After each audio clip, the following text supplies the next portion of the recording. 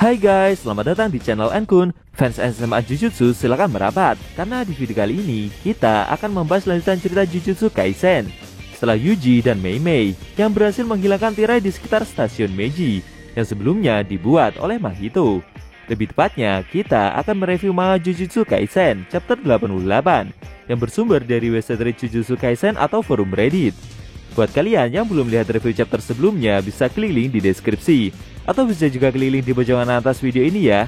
Dan buat kamu yang cuma ngikutin animenya atau tidak mau kena spoiler, Enkun sarankan mending stop videonya aja dari sekarang. Nah, di chapter 88 ini pertempuran berlanjut. Gojo memburu dua kutukan tingkat khusus yang tersisa, yaitu Jogo dan Choso. Namun di luar dugaan, Mahito datang memberikan bantuan dengan membawa ratusan pasukan mutan. Penasaran? Oke, langsung aja kita bahas. Let's go!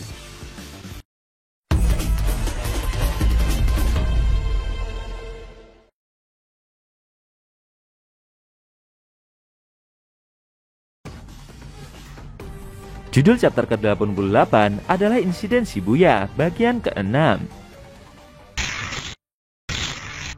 Di awal scene, kita diperlihatkan Gojo yang memburu dua kutukan tingkat khusus yang tersisa. Jogo yang dikejar itu mencoba melindungi diri dengan melemparkan seorang warga ke arah penyihir tersebut.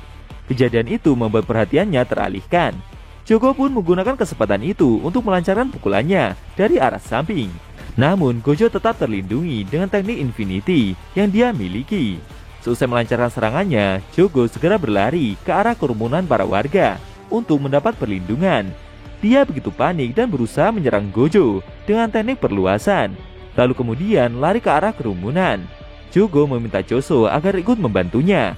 Mereka harus berhasil menjalankan misi ini agar kematian rekannya Hanami tidak sia-sia.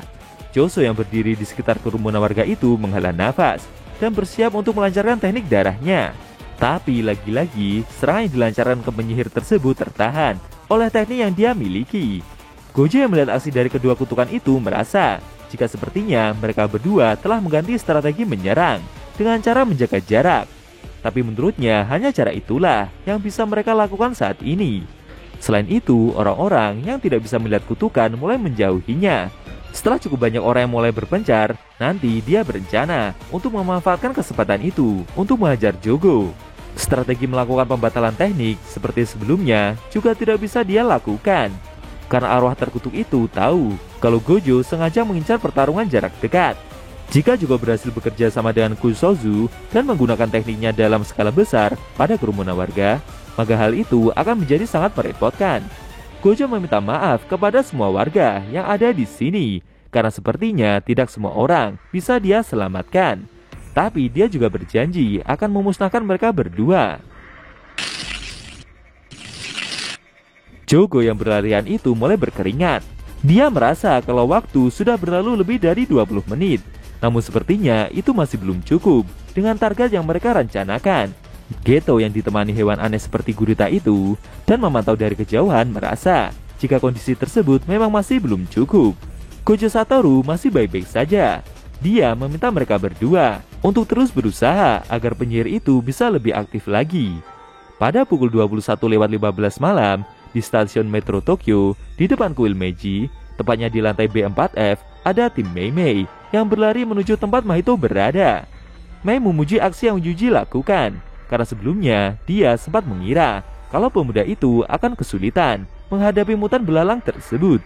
Menurutnya, Yuji sudah cukup layak untuk menjadi penyihir tingkat 1. Mei sendiri juga sudah lama tidak melihat penyihir yang bisa mencapai tingkat sejauh ini tanpa teknik apapun sejak Kusakabe melakukannya. Tapi Yuji merendah dan bercerita jika lawan yang dia temui tadi bukanlah Mahito. Walaupun kalau bertemu dengan kutukan tingkat khusus itu juga akan membuatnya kesulitan. Uiwi yang melihat respon tersebut memarahi penyihir itu kalau kakaknya sudah memujinya. Akhirnya Yuji pun berterima kasih kepada wanita tersebut. Tidak lama setelah menyusuri lantai itu, akhirnya mereka sampai di lokasi yang dituju. Namun sayangnya mereka sudah terlambat. Yuji yang melihat ada seorang pemuda di sana menghampirinya dan bertanya soal kondisi yang terjadi. Tapi anehnya pemuda itu menunjukkan tatapan yang begitu aneh. Dia memberitahu kalau semuanya menjadi monster dan mereka semua sudah masuk ke dalam kereta. Katanya isi keretanya sudah penuh. Maka dari itu, dia sudah tidak dibutuhkan lagi. Selesai bercerita demikian, secara mengejutkan kepala muda itu membesar, seperti mau berubah menjadi mutan, dan akhirnya tergeletak tidak bernyawa. Melihat kejadian itu membuat Yuji emosi. Dia menyadari jika sebelumnya Mahito berada di sini. Namun sesaat dia teringat dengan pesan dari pemuda tersebut soal orang-orang yang berubah menjadi monster dan masuk ke dalam kereta. Yuji pun langsung panik dan teringat dengan Gojo Sensei yang saat ini berada di Shibuya. Benar saja, kereta yang membawa orang-orang itu tiba di lokasi pertempuran. Gojo yang melihat kedatangan kereta itu cukup terkejut. Jogo merasa bersyukur. Akhirnya apa yang mereka tunggu telah tiba. Sebagian warga yang melihat kedatangan kereta tersebut berbondong-bondong untuk masuk duluan.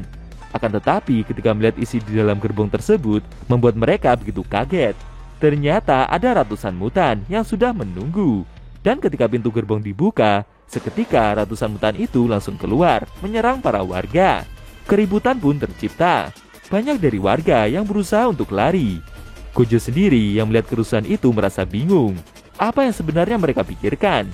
Tidak lama kemudian, setelah ratusan mutan lepas, Mahito keluar dari dalam gerbong. Menurutnya, udara di sini begitu enak karena penuh dengan rasa takut. Dia berencana untuk menyisakan beberapa manusia yang hidup, kemudian melepasnya di dalam hutan, agar nanti di akhir pekan mereka bisa berburu sesuka hati. Mahito berencana untuk membakar seluruh hutan juga, tapi mungkin hal itu akan membuat Hanami jadi marah. Jogo memberitahu jika rekannya tersebut sudah dibunuh oleh penyihir itu. Mendengar hal tersebut membuat Mahito cukup terkejut. Akhirnya kutukan tingkat khusus yang menyebalkan tiba di lokasi pertempuran. Bagaimana cara Gojo agar bisa keluar dari kondisi yang terjadi?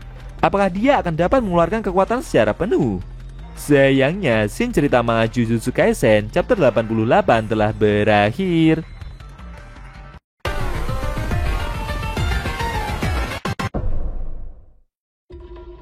Nah, itu tadi review manga Jujutsu Kaisen chapter 88 yang indisinya memperlihatkan Mahito yang ikut terjun ke medan pertempuran dengan membawa ratusan pasukan mutan yang sebelumnya dia buat di stasiun Meiji, tempat di mana Yuji dan Mei datangi. Bagaimana menurut kamu?